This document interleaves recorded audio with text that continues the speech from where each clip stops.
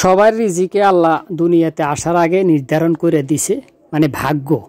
হ্যাঁ, ভাগ্য লিখে দিয়েছে, ভাগ্যে যা লেখা তাই হবে। এখানে এরা মাছ ধরতেছে, এদেরকে জাইল্লা বলে। তো আমাদের এলাকাতে আছে, সব এলাকাতে কম বেশি থাকে।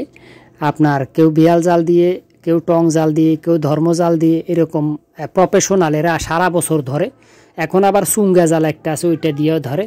তো ওই দিন এক লোকে কয় ভাই রে এত মাছ পায়, এক টানে দেখা যায় 2 মণ 3 মণ 1 মণ এরকম মাছ পায়।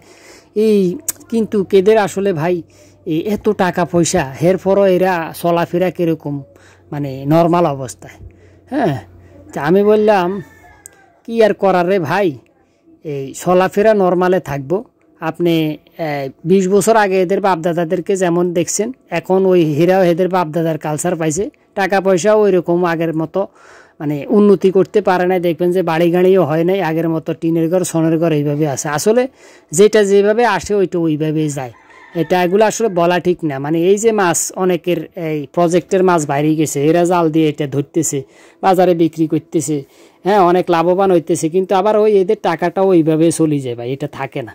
তা আমি মৎস্য খামারি হিসেবে আমার কাছে দুঃখ লাগে এরকম জালে যখন অনেক মাছ উঠে, আর আমাদের পুকুরের মাছ বা আমাদের এরিয়ার মাছ যখন বাইরে চলে যায় আমরা পাই না, অথচ চাষ করলাম আমরা আর খাইলো কে? এরা ভিডিও করতে দেয় না, বাধা দেয় বেশি।